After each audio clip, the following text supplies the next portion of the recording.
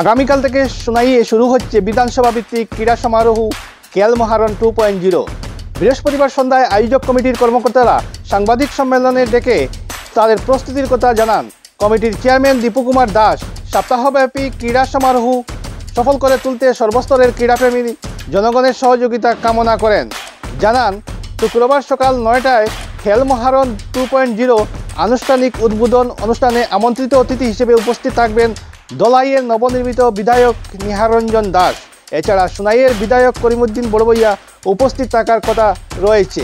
এছাড়া অনুষ্ঠানে বিশিষ্ট ব্যক্তিবর্গ উপস্থিত থাকবেন। এদিন সাংবাদিক সম্মেলনে উপস্থিত ছিলেন আয়োজক কমিটির সদস্য বদন সেন, ক্রীড়াবিদ বদরুদ্দিন মজুমদার, পিআই হুসেন আহমেদ লস্কর, কিরাম কাতার ও ক্রীড়াবিদ আব্দুল জলিল, ষষ্ঠী ফুলমালী সহ আরও অনেক। সংবাদ এখনকার মতো এখানেই। পরবর্তী খবরের জন্য চোখ রাখুন আমাদের পর্দায়। খেল মহারণ সোনাই এলএসি লেভেল অনুষ্ঠানের প্রারম্ভিক সূচনার পূর্ববর্তী দিন আজকে আমরা সবাই এখানে উপস্থিত হয়েছি।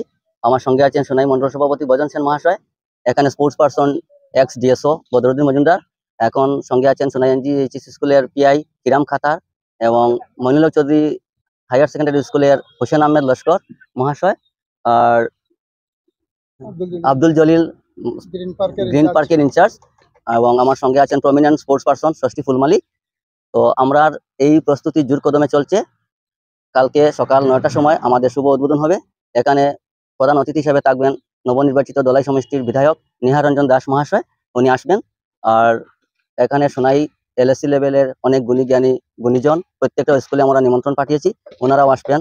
আর সোনাই লোকাল থেকে যারা এক্স স্পোর্টস পার্সন আছে ওনাদেরও আমরা সম্মান জানাবো, ওনাদেরকেও নিমন্ত্রণ করেছি। আর জিপি লেভেল, প্রত্যেক জিপি লেভেল থেকে যারা পার্টিসিপেট করেছিল তারা এলএসি লেভেলে কালকে এই খেল মহারণের অনুষ্ঠানে আসবে। তো এটা একটা বড় মানে খেল মহারণটা হচ্ছে আসামের সর্ববৃহৎ একটা খেলার রণাঙ্গন তৈরি হয়েছে। গত বছর হয়েছে, এই বছর আমাদের সোনাই এলএসিতে গত বছরের থেকে একটু বেশি রেজিস্ট্রেশন হয়েছে। আশা করি এবার আমরা আরো একটু ভালো করতে পারবো। সোনাই এলএসির খেল মহারণ ট্যুর যেটা আয়োজন আগামীকালকে আরম্ভ হবে এবং 19 তারিখ পর্যন্ত চলবে। এবং আমাদের যে সরকার যে বিগত বছর আরম্ভ করেছিল যে খেল মহারণ, সরকারের চিন্তা করেছে যে খেলের মাধ্যমে দেশকে উন্নতি করা, খেলার মাধ্যমে যারা যুবক যুবতী আছে শারীরিক গঠন তৈরি করা এবং পার্টিসিপেট করে দেশকে আন্তর্জাতিক স্তরে নিয়ে পৌঁছানোর জন্য সিদ্ধান্ত নিয়েছিলেন মাননীয় মুখ্যমন্ত্রী হিমন্ত বিশ্ব শর্মা। সেটার অঙ্গ হিসাবে এইবার দ্বিতীয়বার আরম্ভ হয়েছে। আমি আশা রাখি সোনাই থেকে জেলা পর্যায়ে পার্টিসিপেট করে রাজ্যিক পর্যায়ে পার্টিসিপেট, রাজ্যিক থেকে যেন আমরা মাননীয় মুখ্যমন্ত্রী যেমন ন্যাশনাল পর্যায়ে যেন পৌঁছাতে পারে, আমি এতটুকু আশা রাখি। এবং আশা আমাদের দাদা যেভাবে আছেন খেলার সঙ্গে জড়িত, ওনার যতগুলো আমি সেই দিন আমরা লিস্ট করেছিলাম, আমি গর্ববোধ করছি যে সোনাই থেকে অন্তর্রাষ্ট্রীয় ন্যাশনাল লেভেলে স্টেট লেভেলে অনেক অনেক গোল্ড মেডেল গোল্ড আছে।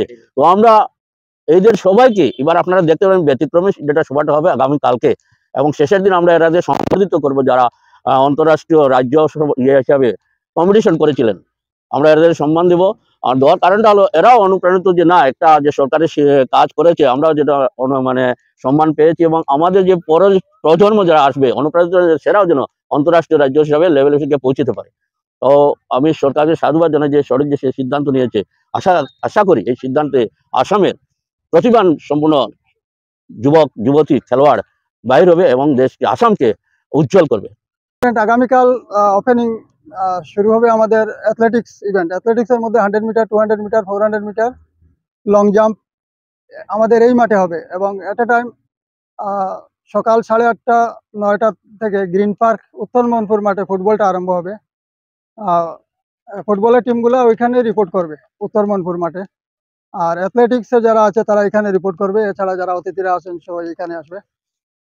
তারপরে আছে আমাদের ভলিবল। ভলিবলটা কোনো কম্পিটিশন নেই এখানে, সিলেকশন। তো সিলেকশন কিভাবে হবে, কম্পিটিশন হবে। তারপরে অমুক জিপি ভার্সাস অমুক জিপি এইভাবে কোনো কম্পিটিশন নেই, ডাইরেক্ট সিলেকশন। গতবার সেটা কম্পিটিশন ছিল, ইন্টার জিপি ছিল, সেটা এবার নাই, এবার সিলেকশন।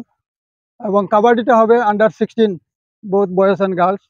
আন্ডার 16 আছে, ফুটবল আন্ডার 17 এবং অ্যাবাভ 17 দুইটা গ্রুপ আছে। সাইক্লিং আছে, সাইক্লিং 18 তারিখ হবে। 18 তারিখ আমাদের এখান থেকে আরম্ভ হবে সাইক্লিংটা।